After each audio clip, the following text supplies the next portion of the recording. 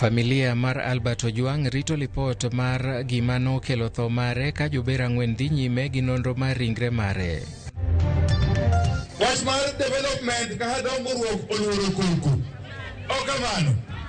Watiuru kanyakla mondo wakel development nyama noyiero wagi. Oganda onagi onyisi mondo ket chenro gi makare mar neno ni gidonje sirkal mabiro kochakore gi etiende.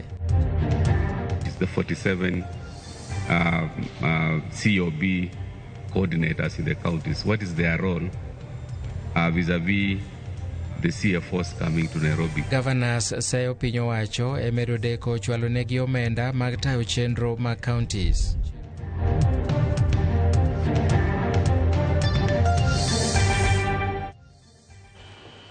Arwakini machiegni weche manyien maka gi kacha. Nyinga Milton Ochieng.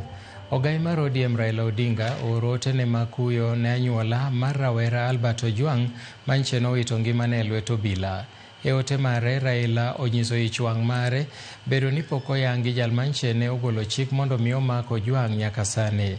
Raila okoni Ojwang odonje listi mar rowere mamoko mosewito ngimagi e lwet obila. Okwayo mondo mi tim nonro mapiyo kendo keli e lela obila mane yud koda keth mar nek mar Ojwang.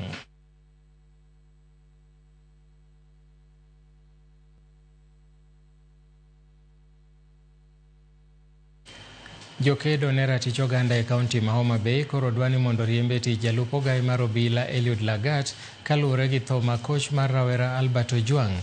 Kotelnegi kod spika mar bunge la wananchi e kaunti no Walter Opiyo okoni Lagat ema nego kaw ting' e wi tho mar Albert nikech obila nomake bang' Lagat owuon chwalo ng'ur ni oketho nyinge e yor mbui. Gikoni jatend piny William Ruto mondo owuog oko kendo ne ni ngima jo Kenya oriti mana kaka ne okwong'ore kanokawo telo.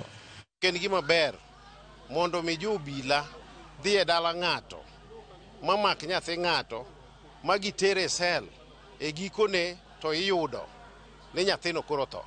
Kendo wan kod lit ahinya e Kenya mzima nikech wuoyi matin mane nego wuog oko mondo ked ne ratiro mar jopiny to gi mare en jago moselal.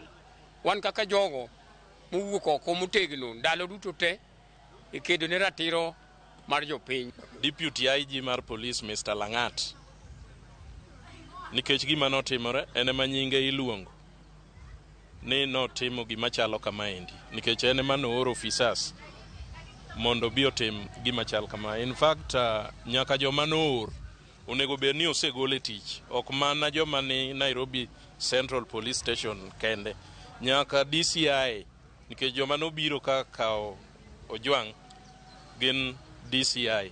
Gimbende onego ket gi thenge nikech ging'e gik motimore. Ni onge ng'atno manigi ratiro ma to deprive somebody's life. Nikech ng'i anena kaka warito pesa. Pesa kolal kata mana ka en 20,000. Jogo biro gi nyamburko ma kila ng'ato ringo kamoro amora. Why should that one happen on money but not on life? Mamano be nyisa ni wadwaro ni police station nyaka bed gi CCTV cameras. Then mar adek police officer ma biro arrest ng'ato nyaka bed gi tag mare, gi serial number manyiso ni identification card mare nyiso ni namba ne en adi. Ok wadwar wach mar police rwako nanga civilian.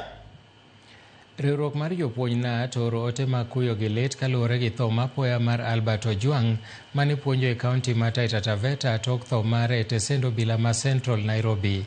Kaluwore gi ote ma jagoro maduong' mar NAT Collins Oyu, keth mojwang' nyalo bedo ni notimo ne ok owinjore gi lal mar ngimane e lwet obila. Omedo no obila nigi ting' mar neno ni arita ji duto ni kare kendo joma gimako ochwali e doho. Tho mar Albert ka en e lwet obila okelo penjo modhuro ka nyaka non mapiyo kendo matut kod duol manono timbe obila IPOA. Oyu nomedo ni lipot mar nonro ni nyaka keti e lela ne jopiny kendo apisa moro amora mibiro yudi notudore gi nek makamano mondo okawne ondamo mar chik. Tho mar Albert bende nomedo ni en rapar ewi kaka obila ma pachoka owinjore ochwal tijegi ka giluwo chike mag piny. NAT okuyo gi familia, osiepe, jopuonj kod wede mag Ojwang'.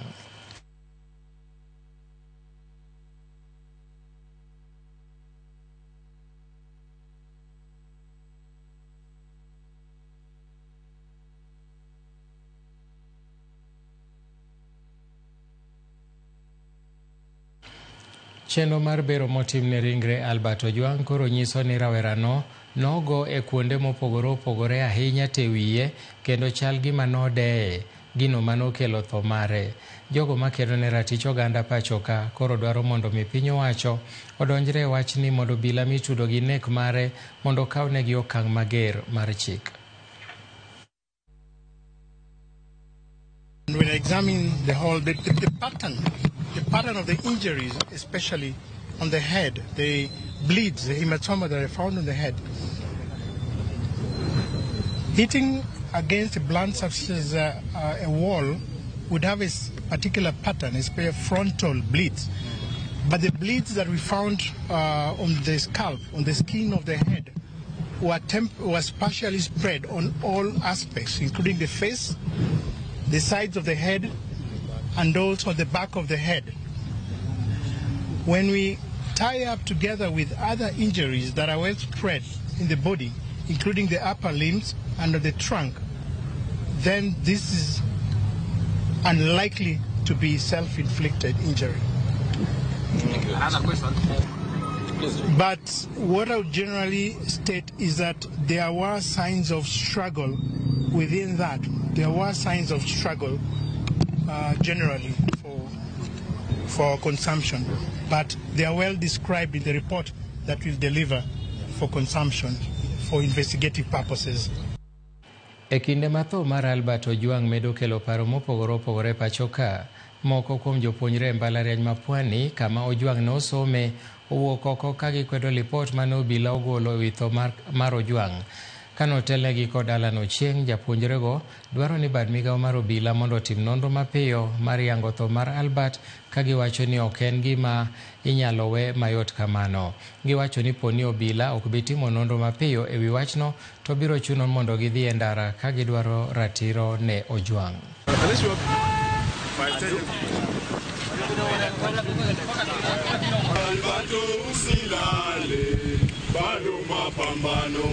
As a nation, we are saddened by what has happened. And to make matters worse, as youth, at the moment I can confidently say that we are living in fear. We live in a country whereby it's more safe to be taken by criminals or robbers rather than by policemen. Being taken by police to go answer questions is not a crime. People make offenses, they're taken, they go to the cell, they're booked, but being taken into a police cell and then not coming back alive, now that's something that's questionable. We are calling upon investigations not to be done for years, but as soon as possible. We demand justice. We demand to know what happened to him. You cannot just tell us that he shook his hands, hit the wall, then unfortunately died. We need clear information on what transpired to his death. Failure to that, we as a youth, we are ready to demand for the justice. Chenye tunahitaji kama wanafunzi wenzake na alikuwa among us, tunataka justice ipatikane. Si kwa mwanafunzi mmoja tu ameuawa hivi tunyamazie. Sisi tunataka justice. Justice alone. We are demanding justice for one of us, Albert. The guy was very intelligent. The guy was very wise. Through social media, he could pass and convey any message that will wish the guy to. And if they'll not tell us really what happened, then we'll have to find it for ourselves. We are really sad na tunaumia sana kama sisi Gen Zs na tunapeana serikali muda mfupi. They should respond and give us a very, very valid response. Hakuna venye unatuambia mtu anaweza jipiga kwa ukuta. Albert was a degree holder person. Mtu mwenye ameshika degree si mlevi, alishikwa akiwa anakula. Mtu hajakunywa hata pombe. Riwruoge moko mag ji giwegi koro wito mabor paro mar keto kaka itayo omenda mag NGCDF, omenda mar Senate Oversight kod mano mar ngaf e katiba wirani chal makamano dhi ataro machi kendo thiro pogo teko mag tayo chenro mapachoka. Gimedo bende ni chenro mar kawo pach oganda e wi chal makamano nokota e yo makare.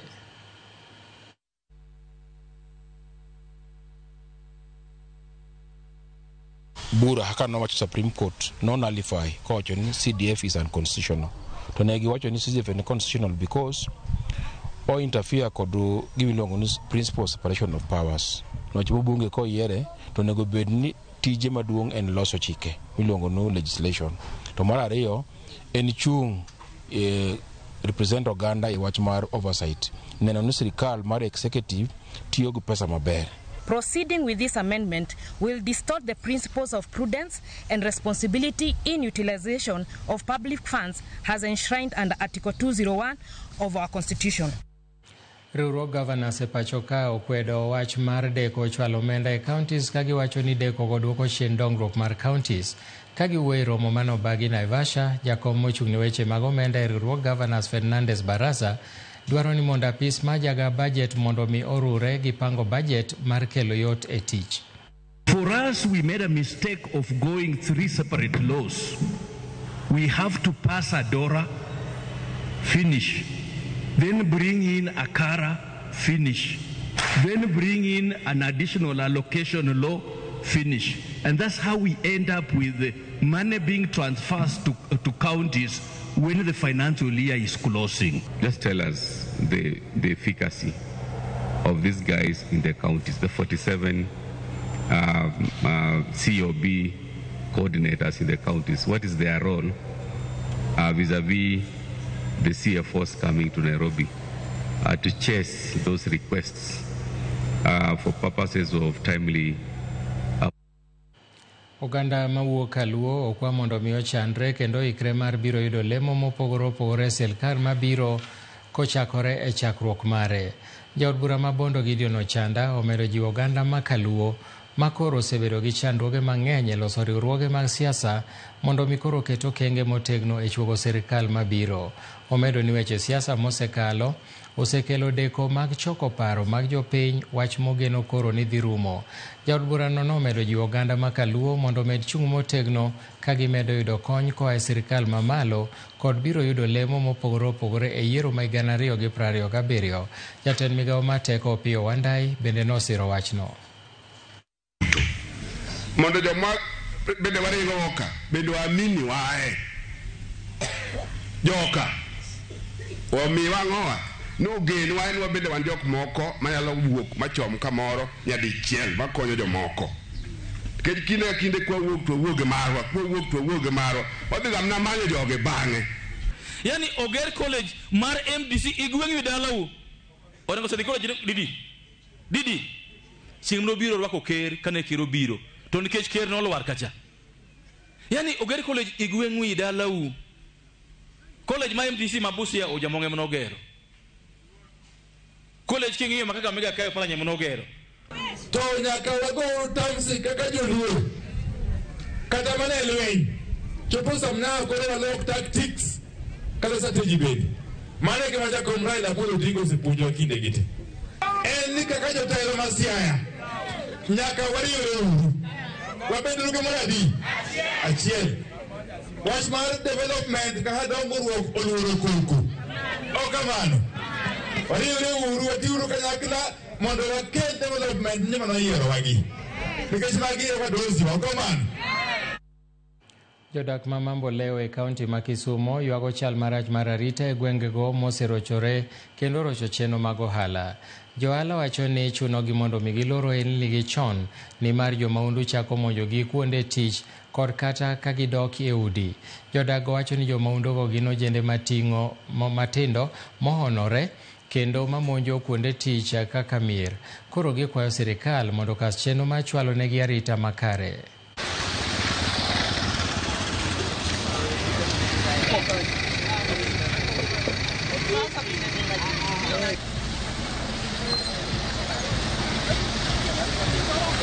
Mbele kuno ne security ne ber Mamboleo kai kendo ne waonge gi koko mang'eny to sani mowuoyeni security rach Mamboleo ka ma ok ber. Gik matimore Mamboleo kaendi ok gin gik mabeyo nikech nyithindo matindo lokore kendo goyo ji manyocha ka gigoyo nyathi moro kaendi ko M-Pesa saa 2 igoye kosechopo e dhode. Mamboleo kata osebedo marach. Nyithindo ting'ore mana bicha pikipiki kogiko dhiambo. Nyithindo ma wigi ogar mikia ni magi to dwa timango seche mabiro mbele ka. Koro Mamboleo kata ok en kama ber kech koro mo saa 1:30 ta anafundo kara kacha dhio to nego bed ni pod auso ne jok mabiro leta was to kanyal bet nikech kata dhi mana machiegni ka to ginyalo kito gigoyi to giweyi kanyo. Nyithindo ma Manyata Nyalenda gi Obunga biro Mamboleo kae kochakore saa 4 gibudho e bache makagi to koromo tok saa 5 to tiji en tij kwalo ji. Wakwayo joma ochung' ne security within this area mondo giwuog mondo gikonywa. Ne wasekwayo ma wawacho ni post mane showground okonyowa. Iyudo ka ji loro chon sa 12 ji sa chiro te manga meeting onge nikech security ma Mamboleo kae. Wakwayo serikal ma malo gi mapiny mondo konywa karwa ka wabed gi security maber kaka chon mane ji tiyo nyaka saa 3 wanyalo bedo wayudo gimwa dogo ot. Sani sa 12 ji oseloro kae mene osedhi otenga meeting onge. Wakwayo arita kwe mondo bed maber, wakwayo PS Omolo kaka ene mochung' ne weche mag security giketnwa mobile police officers ma patrol moloyo ahinya kochakore kar saa 2:30 nyaka around saa 6:7.